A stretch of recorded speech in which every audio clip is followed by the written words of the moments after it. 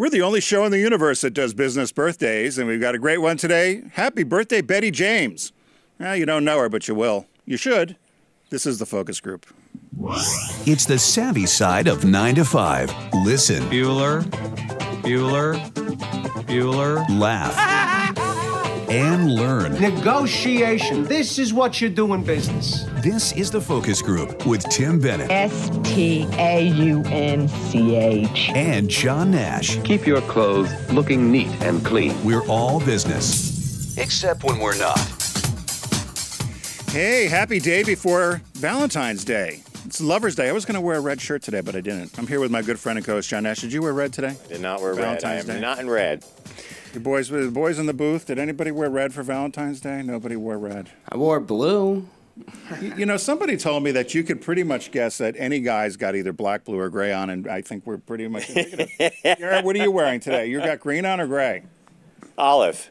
Yeah, olive and then a blue shirt. There we go. And Boys are in blue. Steve's got black on. Black, and John has got I black. got black and blue. on black. And you're blue, and I'm blue and white. Yeah. Gray. There you go. Isn't that exciting? How are you, Mr. Nash? I am good. I'm kind of. This happens in February to me. Like middle of February comes, like around Valentine's Day, and then I'm like, oh my God, we're halfway through the second month of the new year, and it's like moving.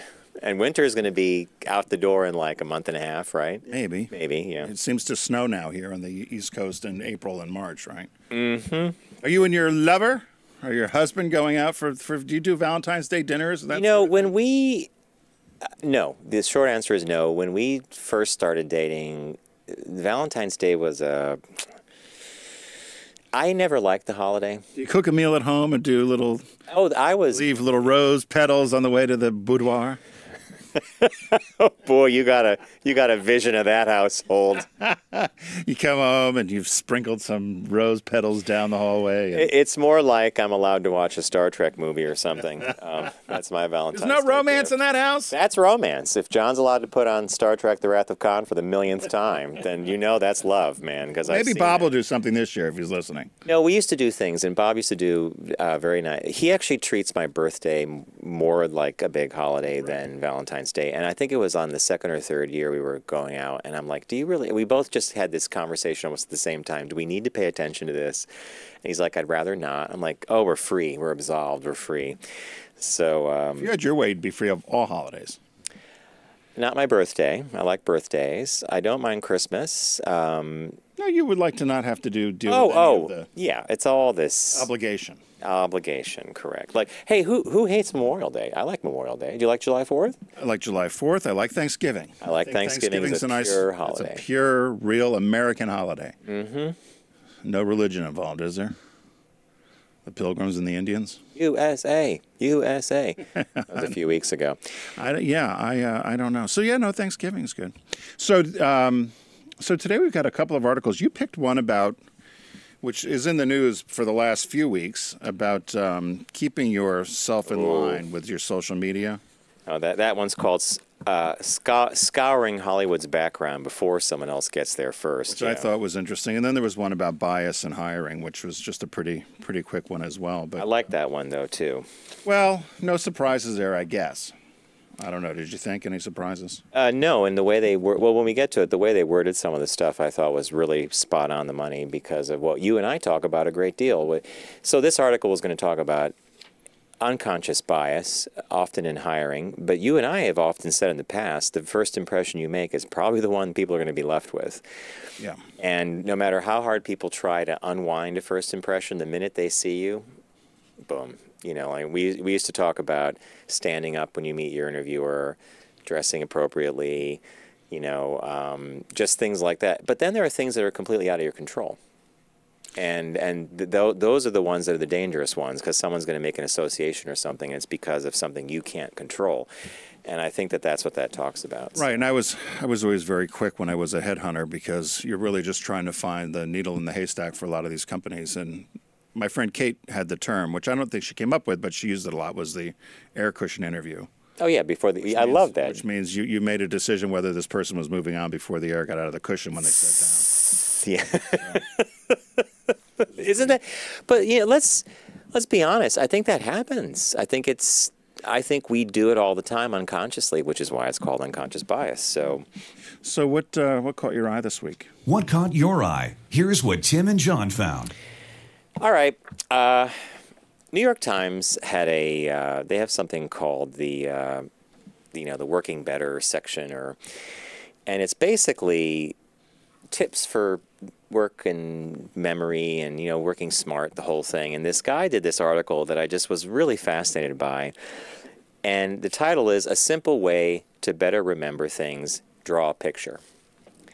Now, at first you might say, this is kind of crazy. And in fact, the article says there is no shortage of mnemonic tricks you can use to remember things, but the 3-act technique of picturing something in your mind, putting pen to paper, then looking at your drawing is a powerful memory trick that outperforms other strong strategies when it comes to memory, according to a study published recently in the Journal of Psychology. Drawing improves memory more than at least a few tasks that have been touted in the past as strong mnemonics. Now, they even go down to the level of, if you're thinking of a word or a task, you sketch something. Now, do you draw or doodle? I doodle, but I was wondering about this because I thought is this apply to a student? It's anybody. It's anybody. So if you're learning American history. Yeah. So let's say you're, and you want to, great example, Tim. So let's say you're learning American history and you learned that George Washington had fake teeth that were made of wood. So you want to remember that, right? What would you draw? I don't know. It's a good question. I think I would just remember it. I don't know. That's why I was curious about it. Do they give examples of things they drew? Like on that board you had up there, if you're watching on the like a whiteboard. What were some of the things? If you go in on one of them, was there something with it that was a? This is something that someone put together. A pictorial. Yeah, I just found it online, but I don't think it's what he was doing. So but it says in further research, they found that it works on word definitions, pictures, and abstract thoughts and ideas. And so the act of having to figure out what you will draw or doodle to make you remember is the actual thing of making the memory. Braining it in the head. Yeah, so the drawing itself is almost immaterial, but the fact that you have to think of how you're going to interpret something visually is what causes. I guess I would do a tree and some teeth. I would draw some teeth. And a log, or yeah, I draw a 2x4 and a like the Rolling Stone mouth. Remember that with the tongue? Are we still back at the George Washington with the fake wooden teeth example? Okay, that's what I know where I came up with that one. That's so. It also is interesting that this effect, when they study the age groups of younger or older people. All age gaps are blown away by the technique, meaning if you're younger, it's the same effectiveness as if you're 80 or 70 or 60. So in terms of like an older brain staying active and fresh, apparently drawing things and doodling things is a very good thing. So is this very similar to, you and I just gave a couple of presentations recently where it was just pictures? Yes, that's exactly right. Yeah, so instead of having a PowerPoint full of words, you show an image or you show a picture, and that triggers to say, okay, I'm going to talk about A, B, and C. And then he says, in other words, drawing out the things we want to remember can be a powerful technique to combat our natural declines in memory, better even than repeatedly writing them down or listing characteristics and descriptions. So that was my thing. I just thought it was kind of interesting. I don't know how I will ever put this into use personally because I'm a list writer, but I doodle a lot too, so maybe it's like, I don't know. Well, you write things. Well, yeah. I'm trying to, so another stupid one is you need to renew your auto insurance policy, right? I guess you draw a car and a dollar bill, but that could mean you're going to buy the car or sell, I don't know. You're going to do it anyway, yeah. I think you're right. It's for something that's probably more abstract, and you're trying to say, I don't know if I can remember that. Yeah. What goes first. Because we used to, when we were growing up, you used to do things based upon letters, right? You would make a sentence out of something, which the first letters would then be the and that forced you to remember what like what was the KISS principle? Keep it simple, stupid. Well, yes, I think that last S was added on later, but it used to just be KISS, K-I-S, and then keep it simple, stupid, and then someone added on the stupid part. Yes. So, or what was the other one when you assume you make an ass out of you and me, yeah. So is that the same thing, I wonder? Close, yeah. All right. Mine, I thought, well, I didn't know what to think, but the headline says Trump called Nepal and Bhutan nipple and button in his recent intelligence briefing. And I thought this was a joke at first until I actually saw the person interviewed on CNN and went through the whole thing about what happened in this intelligence briefing. So apparently there was some discussion. He was going to have a meeting with the Prime Minister Theresa May from the UK, Prime Minister of the UK. And, you know, Nepal and Bhutan, and there's an air base off the tip of India in the middle of the ocean, Indian Ocean, north of Australia, with an air base called Diego Garcia. So he was supposed to be getting this briefing about this because so Diego Garcia is owned by the British. It's a British Indian overseas territory. And they took it from Mauritius when it used to be a colony, you know, all the typical colonialism stuff. But since the 60s, we have taken it over from Britain, forcibly removed. They said forcibly removed all the inhabitants. It's you'll say it right, atoll? Atoll. Atoll. It's an atoll. So it's basically like a rock sticking up out of the water. Okay. It's a rock with 2 huge air bases. Our only other biggest air base is in Guam for heavy bombers in the Pacific, or that area. And then it's got deep moorings for heavy ships for anchorage. So they're trying to explain to him about what was happening in Nepal and Bhutan, and he kept saying nipple and button. And they said, well, no, these are countries. He says, oh, no, they're part of India. And they said they could understand. They said many presidents, and they used President Obama, for example. They said he didn't have a lot of foreign affairs experience, but he listened and he learned and he wanted to understand, and he was inquisitive and curious. So there's a map, if you're watching, of where Bhutan and Nepal are, and it's right near India, but it's not part of India. And he's pointing that it's part. He goes, nipple and button here are part of India. Nipple and button. So what the whole gist of what he was supposed to thank Theresa May for was the British have extended our lease on Diego Garcia for another 20 years to 2036. He said, so you need to discuss with her about there was some sort of military arrangement they were going to do with the deal. And they said his only 2 questions were, where is it? So they show him again on the map where Diego Garcia is. He said, are the people nice there, and how are the beaches? It's an atoll. They said it's a military base. There's no people living there. 2 big airstrips. We've got some big aircraft carriers and a fleet of ships and some heavy bombers. But they're thinking he was trying to figure out if maybe he could build a hotel there. So when you brought this up the other day, we were talking about this, and it's less we're not all right. We're not knocking the president. Yeah, we are. But I think the bigger thing is for most Americans and most people in the workplace, you have a CEO or a manager or a boss. So I relate this story to what happens when you report to someone who doesn't know. And this happens this is what we talked about. This happens all the time. They don't know an aspect of the business. They don't know what you do.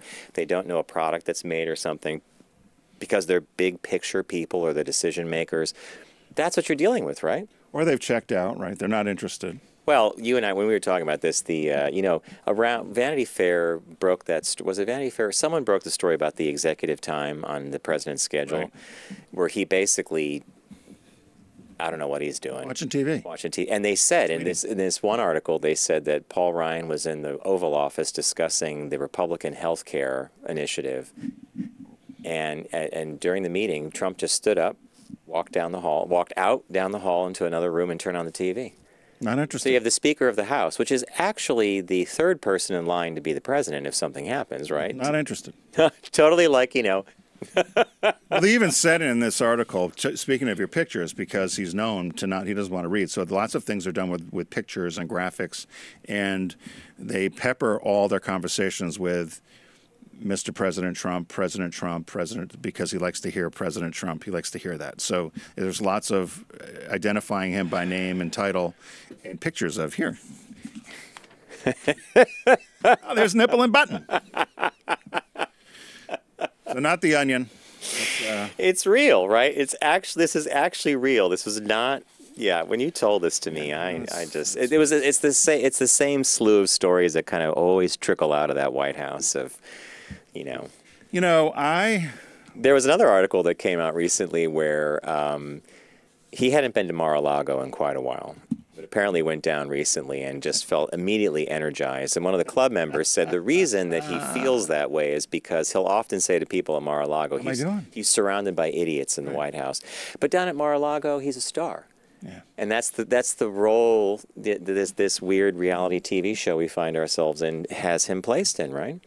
Yeah, it's well, I think everybody's off the impeachment ballgame until if and ever a report comes out. But it's more like at this point, let's just Ballot box. do it at the ballot Vote. box. Got to vote. Got to vote. So our business birthday this week. Everyone does celebrity birthday greetings, but the Focus Group is the only show in the universe that celebrates business birthdays. Now, you'll remember this, John. So we celebrated the birthday of Richard James about probably 2-3 months ago. He invented the Slinky. Yes. And they mentioned his wife just briefly. She came up with the name Slinky. She combed through a thesaurus. Because didn't he leave? Yes, he packed up and left the family, went Like to a some monastery cult. or something. Okay. Some religious cult down in Bolivia. But so her name popped up as a birthday. So February 13th, 1918. She died November 20th, 2008 in Philadelphia. She's the person who came up with the name Slinky. This is why she's in the deck. I thought you had not. Yeah, no. So she came up with the name Slinky. And her husband actually conceived the toy idea in 1943. He was working at a shipbuilding company in Philadelphia. It was a torsion spring that fell off the table and started doing what a Slinky does. So they came up with that idea. They sold it to Gimbel's in downtown Philadelphia. They had 400 units. They sold them in 90 minutes, and they were $1 each. So they kept the business going until 1960. And he decided business was just kind of fading a little bit as more popular toys were coming on board. And she was adamant about keeping the price of the toy affordable and at $1.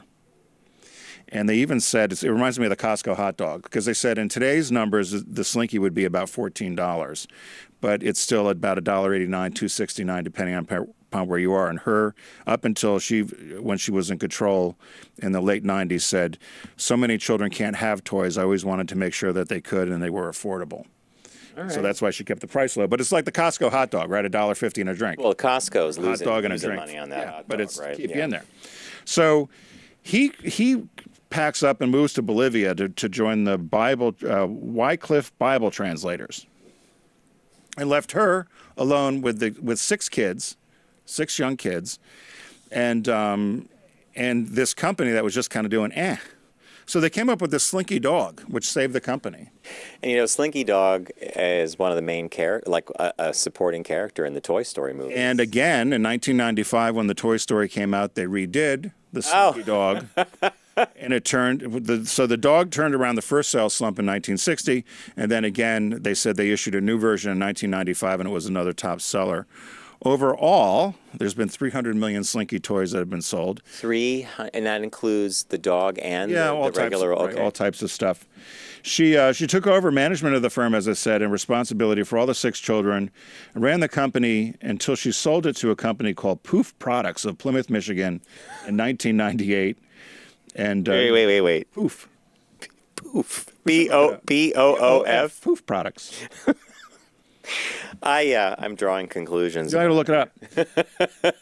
So she was inducted into the Toy Industry Hall of Fame. She died at 90 of congestive heart failure at the University of Pennsylvania Hospital in Philly, but she lived her whole life in Hollidaysburg, which is where James Industries was headquartered, which was the original company that made the Slinky. So I just think I can't imagine 1960. Think about it. She got 6 kids. Oh, he packs up and goes and says, "I'm out." And God bless her, she kept it going. And you and I both know from our parents that it was 1960. You said he decides to like. Yep. So, yeah, I remember when my mom and dad got divorced, and years later, I was talking to my mom about the whole thing, and she just said, because I knew she was unhappy for a long time, and I just said, "Why didn't you do this earlier?" And she said, "You couldn't do it earlier." No. The societal roles were that the husband did this, this, and this, and she was a teacher. I mean, it was the respectable or the normal careers for women were teacher, nurse, and secretary. They were exactly. And so so I think it's a great business birthday because she takes the husband who goes to a Bible thing in Bolivia, but leaves a family. Yeah, leaves the kind of Altoona, Central PA area. 6 kids, a wife, and here you'll figure it out. I'm going to go help people understand it. So I'm glad she did well, and I'm glad. I'm glad. She sold it. Yeah, and I'm glad that they stuck around long enough to come up with Slinky Dog and the whole bit, because these are like toys in my mind that are just iconic. That was one of the last pictures ever, and so it's we very rarely get a Good business female birthday. Female business birthday. Good business so birthday. It was a good one. The hey, friends of ours on the show here, and friends of you. Are you our friends? What I'm trying to say, listeners. No. I feel like I got into Del Winnie or something. Have you been to a dispensary or something, getting that medical stuff? Own your own obsession with deep discount. There you go. That's what you. They've got a new tagline, John. I do like Deep it. Discount. I do like own your obsession. Own your obsession. So everybody knows Deep Discount's been with us here and is a good friend of ours here on the Focus Group. If you go to focusgroupradio.com, click on the Deep Discount logo and start saving. Right now for the month of February, there's a special one-time use coupon for 15% off your purchase. And it's not eligible for games or game consoles and can't be used with other coupon offers. But load up your shopping cart and get the 15% off at checkout. You have to hit in the code for the focus group, which is FG15, FG15. FG15 is your code. Now, before you continue, on the tagline "Own Your Obsession." Yeah. Every time I see it, I smile because years and years ago, you remember a friend of ours named Steve Kimmerlin. Yeah. So I guess he used to work at he was walking, either he worked there or he was walking through Bloomingdale's or something, and they had the spritzers, the people with the cologne, and someone's going, obsession for men, obsession, Calvin. Remember that. Obsession, and then he goes, thanks, I already have one. So there you go. So what is the sale this week? So it's the award-winning film sale, and so John and I each have 2 picks, plus there's a new release. So what did you pick this week, John? I picked a multi-disc set of a show that we caught a while ago that is, in my opinion, gripping, and I think it's a must-see. It's called The Honorable Woman. Did you see The Honorable Woman? Maggie Gyllenhaal and Andrew Buchan. She's from The Dark Knight, and he's from Broadchurch. She plays a woman named Nessa Stein. Her father was an Israeli, in the fictional accounting, her father was an Israeli arms manufacturer. He's killed, though, in a terrorist attack in Jerusalem or in Israel proper, and she and her brother take over the business, but she desperately wants peace with the Palestinians. And Is this in subtitles? No. Okay. I mean, some sections do have it when when she does go to Palestine and Jerusalem. I think it sounded, maybe But I did see parts It's of it. an incredible, tense show. And at the very last scene where she confronts someone, and you see they capture the conflict there, I think, perfectly in this dialogue between these two people. So my pick is The Honorable Woman. It was a BBC production, and I think it's a 3-disc set. So it's on DVD. I would definitely check it out. It's a really incredible show. And I picked something totally different. I've been on this obsession. For men. On your own obsession. Of all things that I either have not seen or haven't seen in a while and/or I've loaned and haven't got back. So when the sale's going on, it's a good time to pick up these things. So I picked To Kill a Mockingbird. Wonderful movie. Which is 30% off. It's one of the few movies, I think, maybe you can disagree, that I think the book and the movie are both well done. Oh, my God, yeah. Obviously, the book's well done, but a lot of times when things are made into movies... This is true, very true to the book. True to the story. Yeah. So it's Harper Lee's Pulitzer Prize winning and artfully delicate. They took her novel and translated it into the big screen with, of course, legendary actor Gregory Peck. And do you think that anybody else could have done that role? Because of his ilk, then? Yeah, and the other thing that makes the movie so incredibly powerful to me is black and white. Yeah. And there's this kind of almost journalistic truth to that, to black and white. Like a documentary. But he commands the screen in such a subtle way that's amazing. I was trying to think, what about Jimmy Stewart? Too folksy. I think that Gregory Peck was a perfect pick because he had that quality of being relatable, but he could also be really smart and he could say things a certain way. That's how he got the Academy Award, right? Yeah. So anyway, you can get it for under $11 right now at deep discount, $10.49. It's on the DVD, and so To Kill a Mockingbird. It was re-released in 2012. Came out in 1962. Yep. It's a great pick, Tim. What's the new A movie I have been waiting to get on Blu-ray or DVD. I I'll probably do as well, and I didn't even see it in the theater. Did you? No, and Bob was really angry about this because he wanted to see this, and I'm like, oh, we'll go tomorrow night. We'll go tomorrow, and then it was out. Go on. It's Bohemian Rhapsody, and it stars Rami. I never pronounce his last name right. Rami Malek. He was in Mr. Robot on USA Networks, but he plays Freddie Mercury, and it's less a movie about him and it's less about Freddie Mercury. It's all about Queen. And the movie ends with one of their most iconic live performances, which turned out to be Live Aid. Right. And I actually saw some trailers and pieces of that on YouTube of the concert. It looks like they did an amazing job recreating that whole stadium. And Bob Geldof was the producer. 1985 that happened. Yep. So Bohemian Rhapsody is out now. Highly recommend it. I think he was nominated for Best Actor. Yeah, I'm not. I think so. Yeah, I'm pretty sure. I hadn't seen the or paid attention to the list. Yeah, and I've paid attention to some of it, particularly the animated category.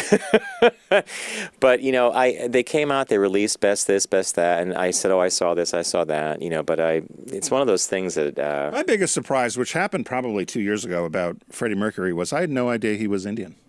No, and that comes up in this movie. That comes up with his relationship to his family, but I had no idea that he was from an Indian background. Yeah, living in England. Yeah. All right, so it is the award-winning film sale over at Deep Discount. Get there by going to focusgroupradio.com. Click on the shark, aptly called Sharky the Shark. And our favorite month, when Deep Discount allows us to give you a code to use to get 15% off your entire purchase. One-time use only. Good on everything except games and game consoles, and can't be used with the coupons. The code is, remember password? The word is FG15. So Tim picked To Kill a Mockingbird, an amazing film, great pick. You always surprise me on these. I never know where you're going to go, but it takes work, Nash. I picked The Honorable Woman, a BBC production, fantastic show. It's gripping, and the release this week is Bohemian Rhapsody. We're going to take a really quick break, but first, Garrett. Thanks, Deep Discount. I had to I looked at the booth. I saw Garrett was ready. I'm like, uh-oh, what am I doing? We're going to take a super quick break, and when we return, we have 2 shop talks for you to go over, so stay with us. You're listening to The Focus Group with Tim and John. Learn more at focusgroupradio.com.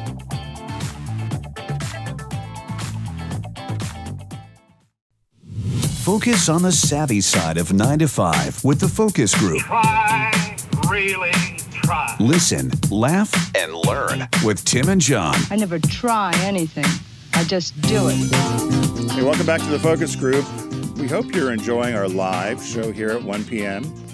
And go like us. We need people. We get yelled at for not having, people have to go like us. Sometimes I marvel. I watch you, and I think you're mesmerized by the red light. I'm looking at the red light, and I'm thinking, it's Valentine's Day tomorrow, the red light. But go like us. Give us some love. That's what you're thinking? Yeah, because red light, Valentine's Day. Because you told me to draw pictures earlier, so I'm seeing a picture of the red light. I told you to draw a picture. See how this goes. We need to get likes on our focusgroupradio.com and our Facebook page, the Focus Group. There's 2 Facebook pages. People will not switch. As Madame Bosman used to say to us in our joint classes, Mon Dieu.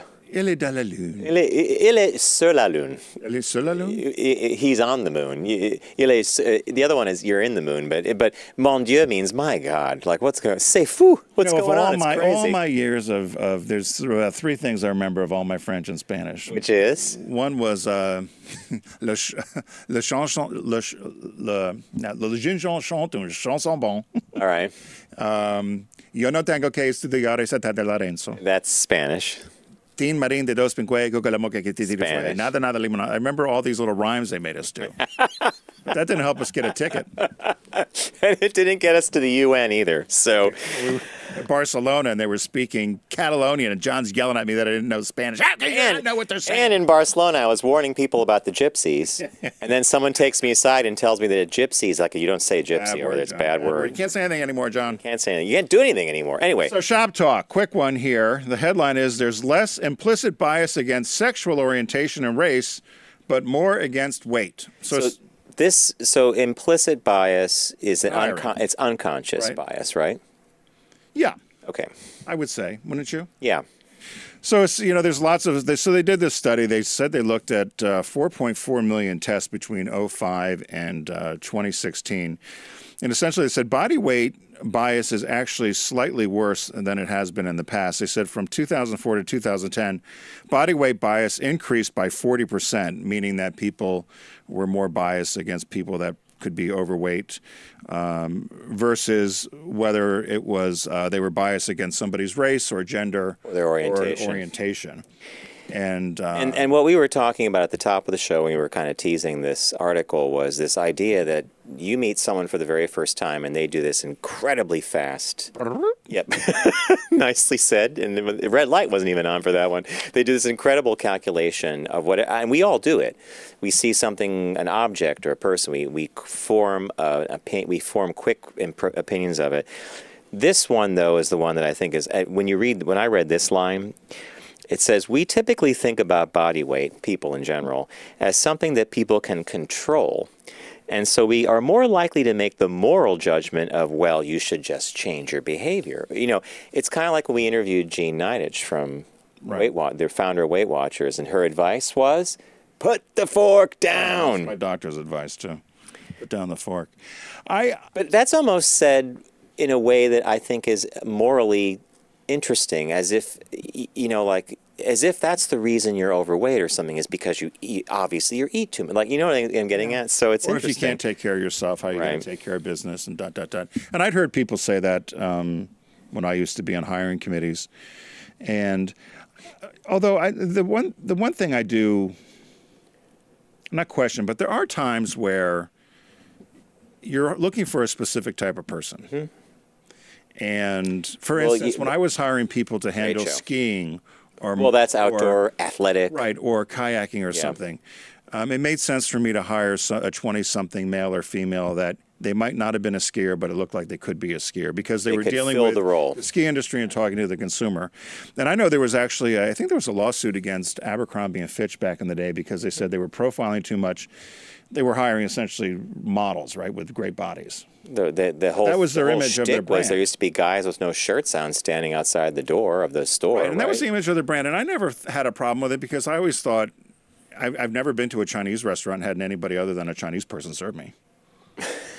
That's one of your go-to examples that I never find fault with because is it true? It is just a fact. It's just restaurant. I don't want Jose serving me at a Chinese restaurant. Right? No. Just like I don't want. You wouldn't mind, but you just don't see it. Well, or when I go to a Mexican restaurant, I want it to be authentic. I go to a Japanese restaurant. If I want to get good sushi, I don't want Tim Bennett making sushi behind the counter. You nailed another example. So every Japanese restaurant I've ever been to, the sushi chefs they're Japanese, and they're doing the thing and I'm amazed at how they do it. But it would be and it fits the thing. You're like, oh, I'm having sushi. I guess in our current climate, are we even allowed to have this discussion? Well, we're probably in trouble. No, but Abercrombie and Fitch got in trouble because somebody wanted to wear, I think it was a hijab or something, and they said nobody wears anything on their heads. No, in fact, if you're a male and you're an outdoor model, so she sued, and I think she actually won. But this is this takes it a step further, I think, in terms of just your overall appearance, right? So if somebody's heavy, there's more bias against them than even gender or and it's race out of their control. LGBT. If it's unconscious bias, if it's an interviewer, they could, but I think it would just be aware of it. If you feel that I think that hopefully if that situation arises and you feel that someone's making. Did you have bias when you hired people that you know of? Not really, no. Not that I can think of. In fact, if you remember all our staff, I mean, everybody was pretty, cool. So, and the reason I say that is because you own two agencies that catered to the LGBT. But most of our staff were straight. That's why I'm saying. So, you could have said, oh, no, we're just going to hire gay people. No, that's a great question. All right, so what's the second one? This is another quick one, but the broader takeaway here is what I was most interested in, and the headline reads, Scouring Hollywood's Background Before Someone Else Gets There First. So Kevin Hart was announced to be the host of this year's Oscar ceremony. The minute that came out, every single thing he's put online, and Twitter, Instagram, whatever, has come up.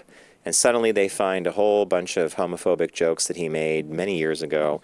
And at the speed of light, I don't know how many hours later or a day later, he's going to not do the thing. Then Ellen says, no, you should do it. And but he's off. It's over. But the whole point is, in Hollywood at least, they should be a little more aware of this. If there are people carrying multi-million-dollar franchises, their face, the actor, you know, it's kind of like the director of Guardians of the Galaxy, James Gunn, who made some kind of anti-Muslim jokes. It wouldn't, if it's on Twitter, it's going to resurface, right?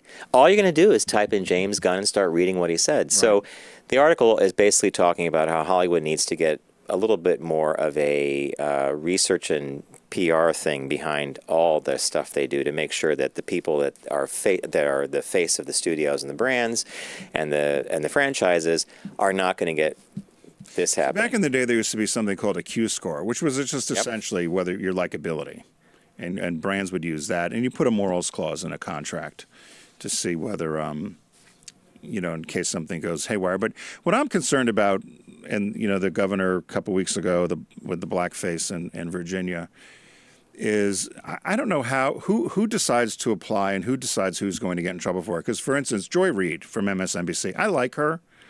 But I was very upset because it came out that 2 or 3 years ago, before she was famous, she had a lot, not a little, a lot of anti-LGBT talk Writings, on her blog. And then said, well, somebody must have hacked my blog. Now, so to have her lecturing about, you know, about what the governor should have done 35 years ago, which if you took 35 years off of 1984, you're talking 1949. Mm-hmm. Big change. I think there's a change. Yeah. But who decides that Joy can keep her job? Is it still so? You know what it says to me? It's okay to still be anti-Semitic and anti-gay, but you can't be anything anti. But that does bother me because I do think that. So he's in trouble for doing that, Kevin Hart. Yeah. But then there's other people that have done it that don't. And he did it in 2010. Right. Now, 10 is not that different than 9, except it's, you know, 9. But there's other people that have, you know, with the Me Too movement, right? There's other people that have not. It hasn't stuck to them, and other people it has. So who decides? I'll tell you, if you want to avoid the problem altogether, stay off social media. There you go. And we were talking about this at lunch before the show today, and when we were talking about this particular article, Tim just said, if you don't want this problem at all, ever, then what are you doing? But they're forced. Unless you're doing. They're forced to do that because it's all based upon what we say earlier. We want likes and clicks and how many fans you have and who's paying attention and who's retweeting and who's going viral. Know, it's almost like, I was going to say, it's almost like you should have only an Instagram account and maybe you're a star, right? And all you do is show people what you eat every day. But, you know, I bet you on the 6th week of that, you're going to photograph something and someone's going to go ballistic about, oh, it wasn't this, it wasn't that. You're eating meat. It's not sourced humanely or whatever it may be. So I just say you're right. Stay off social if you're in this kind of a field. Win the lottery and move to. We're going to move you in the lottery. Huh? You're going to move to Montana? I don't know. Maybe Montana. Where would I go? Idaho. I liked Idaho. Idaho was pretty cool. But, you know, Kip and Mike aren't there anymore. Arizona. They moved, so we have to like their new state a lot. We have to go down and visit them in their new state. Hotter than blazes. Like snakes. Not now, not right now. They're having a good winter, but say goodbye. Hey, all right. We want to thank you for joining us today on the Focus Group. Thank you to Deep Discount. Visit focusgroupradio.com, click on Sharky the Shark, and start your savings. And remember to use code FG15 in the month of February on your entire order. It's a one-time use only code, not good for games or game consoles, and cannot be combined with other codes. We looked at award-winning films this go around, and Tim picked the amazing To Kill a Mockingbird. Definitely see it. Gregory Peck, beautiful film. I picked The Honorable Woman, a BBC series, and the release this week was a movie we both kicked ourselves for not seeing in the theaters, Bohemian Rhapsody, about the band Queen. Don't text and drive, arrive alive, and thank you again to the boys in the booth for bringing us to you every week. We do like a little salute, like a sign-off. We'll see you next week.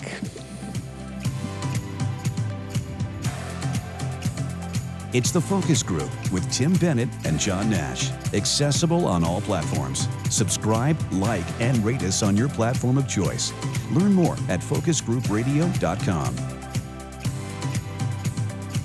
That was a stunning focus group.